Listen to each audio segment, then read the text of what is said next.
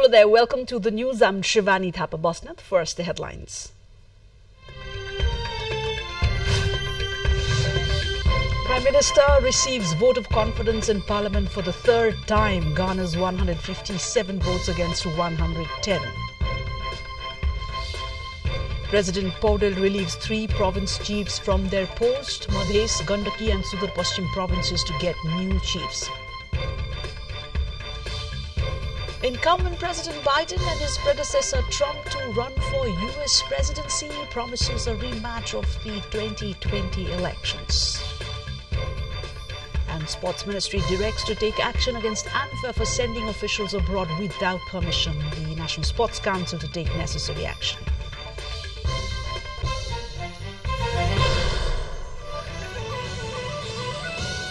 We look into the details now. Prime Minister Pushpokamal Dahal has secured a vote of confidence in the House of Representatives for the third time. The proposal that the Prime Minister presented in the meeting of the House of Representatives today, seeking the vote of confidence, obtained 157 votes in its favour, while 110 votes went against it when the proposal was put to a voice vote for a decision. 268 lawmakers were present in the meeting and 7 were absent. 138 votes are required for the vote of confidence in the 275-member House of Representatives.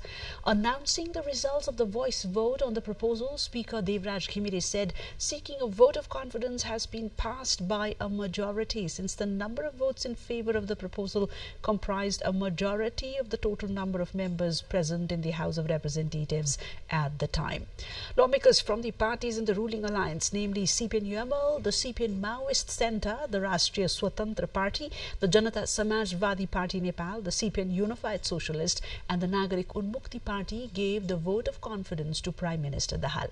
The Prime Minister sought a vote of confidence from the Parliament again today after he changed the governing coalition on 4th of March, and as a consequence, the Nepali Congress, which had been supporting that coalition, withdrew its support. Also, the Maoist Centre Chair Dahal was elected the Prime Minister on December 25, 2022. Prime Minister Pushpokamal Dahal has said he had to change the alliance as he felt discomforts with the government's operation. In his address to a session of the House of Representatives following the partisan deliberations on his proposal to seek a vote of confidence, the Prime Minister said he had to alter the alliance as he wished to make the government functioning effective. Stating that the opinions for and against the proposal in the House have made the House more lively, the Prime Minister said it will contribute to further strengthening the democratic system. Saying all political parties are independent to forge a political alliance, but it should be for the interest of the citizens, the Prime Minister urged all political parties to stand for the case of the people. Defending his decision to form a new political equation, the Prime Minister said it is meant for addressing the people's aspirations. President Ramchandra Paudel has relieved the province chiefs of 3 provinces from their posts. The President relieved Chief of the Madhes Province Harishankar Mishra, the Chief of the Gandaki Province Prithviman Gurung, and the Chief of the Sudur Paschim Province Devraj Joshi of their posts in accordance with Article 165(1) of the Constitution of Nepal and on the recommendation on 11th of March of the Council of Ministers.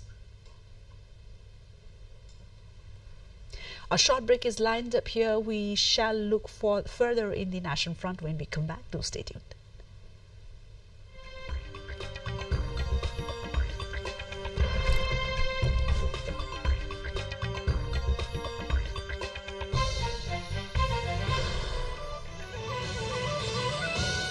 Welcome back to the news. President Ramchandra Paudel has said Nepal has become a center of attraction in the globe for its beautiful nature and glorious culture. In his address to the inaugural ceremony of the reconstructed Balkumari Temple at Balkumari in Lalitpur, President Paudel lauded the efforts made by the government to rebuild and keep alive the important historical heritages of Kathmandu, Lalitpur and Bhaktapur. Kathmandu Valley is a glorious city of art and multicultural, said the President. Lalitpur Metropolitan City's contribution in bringing freshness to rebuilding many heritages is commendable, added the president. Among the local levels across the country, the metropolitan city, that's Lalitpur, has become an exemplary municipality, and if other local levels follow suit, Nepal, the valley can be confident that the country will become prosperous, the president noted. Lalitpur Metropolitan City Mayor Chiribabu Mahajan shared that the metropolis has provided financial assistance for the construction of Balkumari Temple, which was damaged by the earthquake in 2015, stating that the Public Procurement Act 2063 Bikram Sambat is an obstacle in the construction of heritages of archaeological importance such as Devalaya and Shivalaya. The metropolitan chief suggested amending the act. At the National Assembly meeting today, Nepali Congress's lawmaker Krishna Prasad Sitaula drew the government's attention towards the contemporary issues. Leader Sitaula raised voices over problems facing farmers, Karnali dwellers, unemployment and labour. The lawmaker said one should rise above themselves and the party politics while working to ensure constitutionally provisioned fundamental rights. CPN Maoist Centre's Jhako Subedi said all political parties need to come together to protect the political achievements.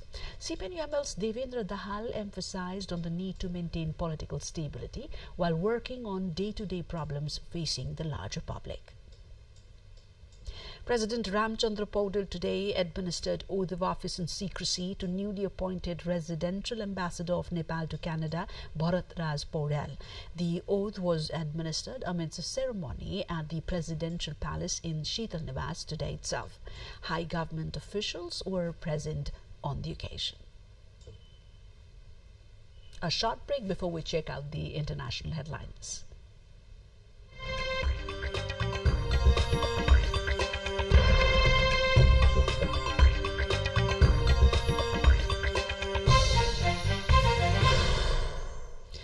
US President Joe Biden and his predecessor Donald Trump have both passed the delegate thresholds to clinch their party's nominations. They each won several states in primary elections on Tuesday to propel them over the finish line. The two 2020 contenders will provide the U.S. with its first rematch in a presidential election for 70 years. Citing positive economic trends, he asserted the U.S. was in the middle of a comeback but faced challenges to its future as a democracy, as well as from those seeking to pass abortion restrictions and cut social programs. Incumbency gave Biden a natural advantage, and he faced no serious challenges for the Democratic nomination. The United Nations says a new land route has been used to deliver food to northern Gaza for the first time in 3 weeks. The Israeli military said 6 lorries from the World Food Programme crossed via a gate in the Gaza border fence. It comes amid global pressure on Israel to allow more access to the Palestinian territory for aid amid a looming famine as it continues its war on Hamas.